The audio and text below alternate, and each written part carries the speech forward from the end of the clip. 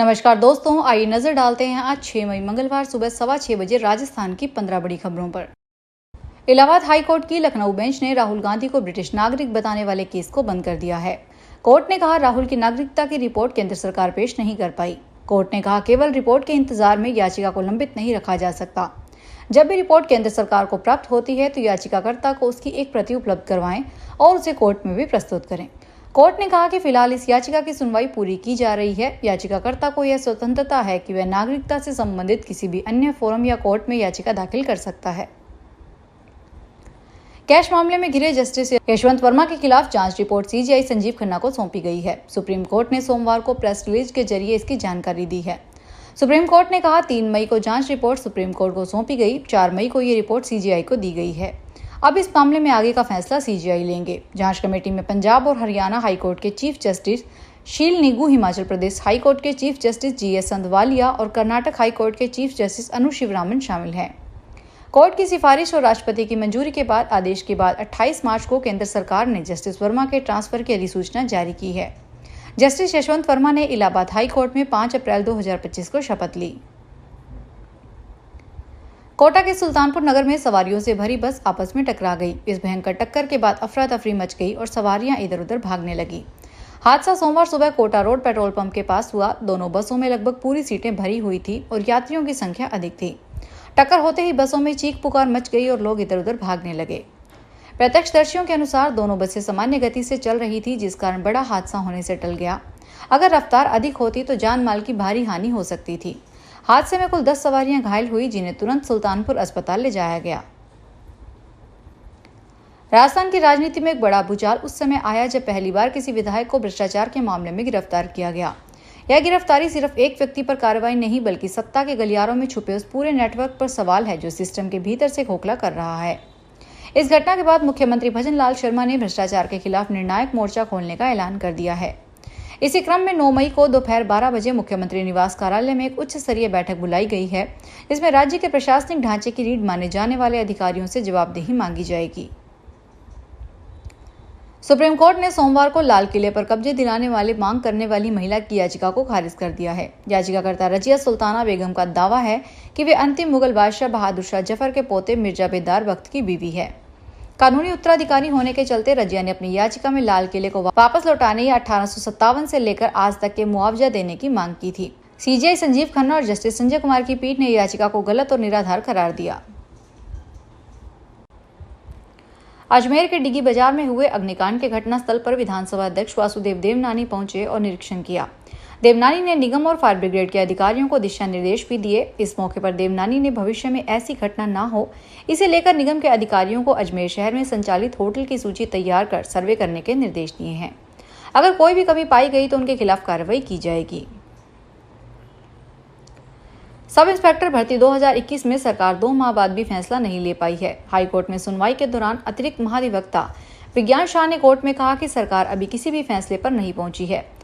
इस मामले में 13 मई को कैबिनेट सब कमेटी की बैठक प्रस्तावित है। ऐसे में सरकार को जवाब के लिए अतिरिक्त समय दिया जाए।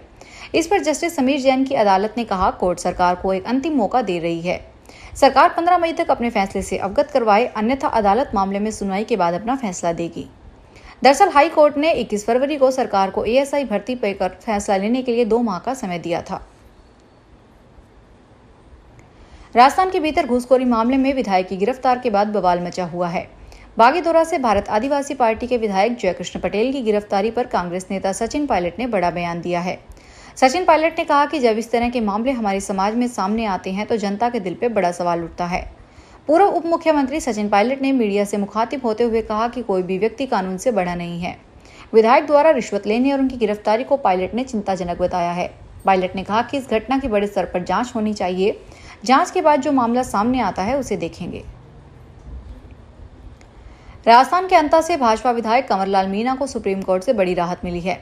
बाना जिले में 20 साल पहले एसडीएम पर रिवॉल्वर तानने के मामले में राजस्थान हाईकोर्ट द्वारा सुनाई गई 3 साल की सजा के बाद मिले सरेंडर के आदेश पर सुप्रीम कोर्ट ने स्थगन लगा दिया है। इसके साथ ही मीणा की विधानसभा सदस्यता समाप्त होने की संभावनाओं पर फिलहाल विराम लग गया है। भाजपा विधायक कंवरलाल मीणा ने हाईकोर्ट के फैसले के खिलाफ सुप्रीम कोर्ट में याचिका दायर की थी। संयुक्त किसान मोर्चा के बैनर तले सोमवार को सीकर में जोरदार विरोध प्रदर्शन किया गया। यह प्रदर्शन भारतीय किसान यूनियन के राष्ट्रीय प्रवक्ता राकेश टिकैत के साथ मुजफ्फरनगर में हुई अभद्र घटना के विरोध में किया गया। किसानों ने पहले ढाका भवन से कलेक्ट्रेट तक आक्रोश रैली निकाली।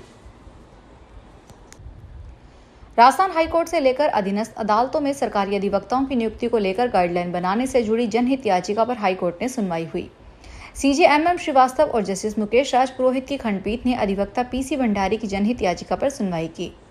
कोर्ट में मौजूद महाधिवक्ता राजेंद्र प्रसाद ने पूछा कि क्या पहले भी इस तरह के मामले में हाईकोर्ट ने कोई आदेश दिया है। इस पर महाधिवक्ता ने कहा कि जोधपुर पीठ इस तरह के मामले में आदेश दे चुकी है, लेकिन उसके खिलाफ पुनर्विचार याचिका लंबित है। वहीं एक अतिरिक्त महाधिवक्ता से जुड़े मामले में याचिका जयपुर पीठ से लंबित है। इस पर अदालत ने महाधिवक्ता को 2 सप्ताह में इस तरह के मामले से जुड़े आदेश पेश करने के निर्देश दिए। राजस्थान में एंटी करप्शन ब्यूरो की जयपुर टीम ने रविवार को बागीदोरा विधायक जयकिशन पटेल को 20 लाख रुपए की रिश्वत लेते गिरफ्तार किया, जिसके बाद ACB ने सोमवार को विधायक को कोर्ट में पेश किया, जहां एंटी करप्शन ब्यूरो ने पूछताछ के लिए विधायक की रिमांड मांगी है। कोर्ट ने विधायक और उसके चचेरे भाई को 2 दिन की रिमांड पर सौंप दिया। ACB अब दोनों को 7 मई को कोर्ट में पेश करेगी। वहीं ACB ने पैसे लेकर फरार होने वाले व्यक्ति को 20 लाख रुपए समेत गिरफ्तार कर लिया है। जयपुर के पृथ्वीराज नगर उत्तर की 553 कॉलोनियों में लोगों को एक बार फिर बारिश के दिनों में रेन अरेस्ट का सामना करना पड़ा। JDA 1500 हेक्टेयर में जो ड्रेनेज सिस्टम विकसित कर रहा था वो फेल हो गया। दरअसल डिटेल प्रोजेक्ट रिपोर्ट बनाने वाली फर्म ने कॉलोनियों से पानी निकालने का जो रास्ता बनाया वो अब तक मौके पर है ही नहीं। ऐसे में 8 माह से चल रही मशक्कत फेल हो गई। JDA अधिकारी और फर्म के प्रतिनिधि पृथ्वीराज नगर उत्तर की कॉलोनियों में भरने वाला पानी अजमेर रोड तक नहीं ले जा पाए। सूत्रों की माने तो इस DPR को बनाने में JDA अब तक 32 लाख रुपए खर्च कर चुका है। बूंदी में सोमवार को जिला कलेक्टर अक्षय गुदारा की अध्यक्षता में आवश्यक सेवाओं की साप्ताहिक समीक्षा बैठक आयोजित की गई। कलेक्टर ने सभी विभागों को ई-फाइलों की संख्या बढ़ाने और निपटारे का समय कम करने के निर्देश दिए। संपर्क पोर्टल पर दर्ज शिकायतों को प्राथमिकता से निपटाने को कहा। कलेक्टर ने सांसद और विधायक कोष से पूर्ण कार्यों के प्रमाण पत्र शीघ्र जमा करवाने के निर्देश दिए। पेयजल व्यवस्था को लेकर उन्होंने कहा कि जहां हैंडपंप और ट्यूबवेल से पानी नहीं मिल रहा है वहां टैंकर से जलापूर्ति सुनिश्चित की जाए। डूंगरपुर में वन विभाग 12 मई बुद्ध पूर्णिमा को वन्यजीव गणना करेगा। यह गणना सुबह 8 बजे से जिले के 40 वाटर होल्स पर की जाएगी। इसमें स्तनधारी पक्षी और रेप्टाइल्स की प्रजातियों को शामिल किया जाएगा। वन विभाग ने गणना से पहले वन कर्मियों का प्रशिक्षण आयोजित किया। डूंगरपुर शहर के एक होटल में हुए इस प्रशिक्षण में CCF उदयपुर डॉक्टर सुनील चिंद्री, डूंगरपुर उपवन संरक्षक रंगा गोस्वामी, ACF गौतम मीना और वन्य जीव विशेषज्ञ डॉक्टर संदीश वर्मा को मौजूद रहे। फिलहाल के लिए इतना ही। बड़ी खबरों को देखने के लिए चैनल को सब्सक्राइब करें। देखते रहिए SPT न्यूज। धन्यवाद।